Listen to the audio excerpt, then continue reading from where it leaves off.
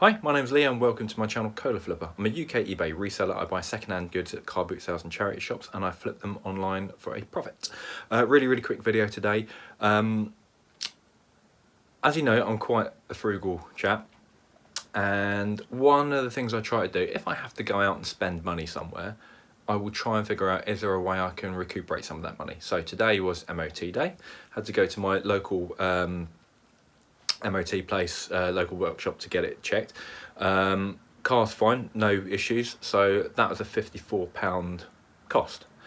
Happens to be a 5-minute walk from the local village where there is a charity shop. So my thoughts are, if it's costing me £54 to get my car MOT'd, then I should try and recuperate some of that with buying bits and pieces at the local charity shop. So I spent a little bit of money, so I'll flip the camera around, I'll show you what I've got, and hopefully that will pay towards or possibly pay for the entire MOT. Right, back in a sec. So item number one is this Sandro dress. I think they're normally labelled up as Sandro Paris. This one just says Sandro. I paid £8 for that. Sandro dresses typically sell, buy it now, somewhere between sort of 40 and sort of £75. So with an £8 outlay, I'll easily make a decent chunk there. I'll probably list it up to sell relatively quickly, because that will then pay for my MOT. If I guess I'm not desperate for the money, so I could list it higher and just let it sit. But that either pays for the entire MOT or a decent chunk. So yeah, Sandro, if you're not aware of that brand, they're pretty decent, and yeah, so that's quite a nice option. So nice navy dress there. Right, I'll go on to the other three items. And the other three items are these, some hardback Harry Potters. So we've got Harry Potter and the Philosopher's Stone, Chamber of Secrets, and Prisoner of Azkaban. So I paid £1.50 each for these. They're in good condition, bar one thing, and that one thing is the spines are quite sun faded. But at £1.50 each, they've all got decent corners, so I'm happy with that. Now I don't actually ever sell Harry Potter books individually. I just stockpile them. I've got a box which I just keep piling them into, and I only bother buying the hardbacks because once I've got a full set, I will sell them as a full set. I'll list them high. Prices do seem to fluctuate, but you can get anywhere between, I mean, people will lowball depending on condition, I guess, and you might only get 70 quid, but I tend to try and get ones that are in better condition and earlier editions. And obviously if some of these were first editions and very early print runs, they may be worth selling individually, but as a full set, somewhere between 130 and £200 is achievable. So I think this now completes another set, so I need to check I've got them all in the loft, but that is something I do typically look for, is any hardback Harry Potters that are in reasonable condition. Yeah, you get added value if you sell them as a full set.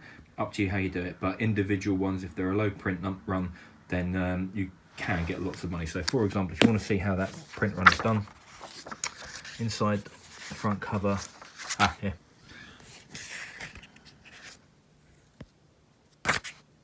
So the lower the number, it shows what print run it is. So this will be a first edition, but it is, so that is print run 17. This one is print run 18, and this one is print run 20. So the lower that number, the earlier the edition. Early print runs of that can sorry, where's my focus gone? Early print runs can go for a lot for individual ones. The higher up the print number, the print run of the first edition, the lower the value. But if it's a very low print run, I mean, first editions go for an absolute fortune. First edition, first print runs, like stupid money, but they're rare as rocking horse poo. So yeah, the odds of it happening are very remote. But low print run ones will go for a lot more. However, if they're just mishmash like this, 17, 18, 20, they get stacked into a pile. They go in the loft. When I've got a full set, sell them off. Right, so that's it for me. As I said, it's a really quick video today. Saying that, I've got to go get my hair cut now because this is getting a bit long. So there's 3 charity shops near the barbers, so I might have another video to come back to. But the reality is, if I'm out and I have to spend money on something, if there's a way of recuperating some of that cost, I will do so. A, it's a good way of managing your money. B, it's quite fun. I see it as like a challenge now. I don't go out. I mean, when I got this dress, in this particular charity shop, there were Karen Millen dresses and Reese dresses, but they were priced a little bit higher. The reality is, most Reese and Karen Millen dresses, let's say I sell them for around the sort of 37.50 mark. After fees, we're probably looking at about 27, 28 pounds left, is the reality. If they are costing me a tenner, that leaves me £18 profit. That's not bad, £18 profit per dress.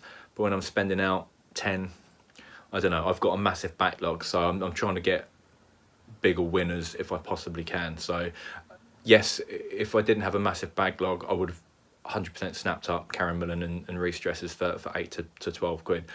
But at the minute with a massive backlog, I'm just trying to get higher margin stuff. So if it's a big winner, of course I'm going to get it. If it's still a good buy, I'm probably going to leave it at the minute because I've just got so much and I need to get my tack shed built.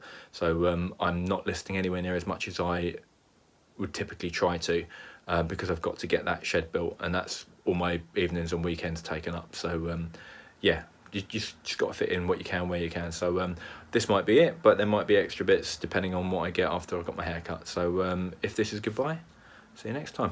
Thanks for subscribing if you have, and if you haven't, please do so, and thumbs up would be greatly appreciated. So if I don't see you again, take care. Right, I'm back again. As you can see, haircut is now done. So part 2 of Lee's day off, trying to get stuff done but make it cost free. MOT sorted, all done this morning. Haircut, 12 quid. And then big bag of Basmati rice, this was 9 quid. And some Kashmiri chilli powder, so that was £1. So we're looking at 12 quid for the hair, a tenner for the rice and the chilli powder. So I'm thinking to myself again, right, let's try and make this morning free if possible. So all in, I was hoping to basically offset the £22 I've spent on hair, rice and Kashmiri chilli powder. That rice is really good. If you do curries and whatever at home, this VT Mega Basmati rice, extra long grain, very good, well recommended. Anyway, so I need to offset that 22 quid. I'm going to do that with this Hugo Boss real camel hair jumper. Paid 11 quid for that. I should get around 35 to 40 quid. So let's say I get £35. After fees, we're looking at, what's that, around 28 or something like that. So yeah, not bad. After fees, so yeah, after fees 28, knock off the £11, 17 quid. So that pays for my haircut and half of the rice. So I've got to look at that as a free haircut and half a free bag of rice, and I've paid for the chilli powder myself. So when I go out and about and I have to spend money, I will, if possible, try to offset it if I can. And I think this morning shows it can be done. So the dress and that jumper and the books should basically cover the cost of my MOT, my haircut, half the rice. If I do better on the dress, it'll pay for everything. If I don't, it pays for a big chunk of it. So yeah, just be smart about what you're doing. There was lots of other bits and pieces there that I could have got, but I'm trying to go for the higher margin stuff, and due to time constraints, I can only list a handful of things a week at the minute. So it's got to be decent profits, or it's not worth my time. Anyway, that's it for now. I shall see you next time. Take care. If you haven't already liked and subscribed, please do. Otherwise, I'll see you next time. Bye bye.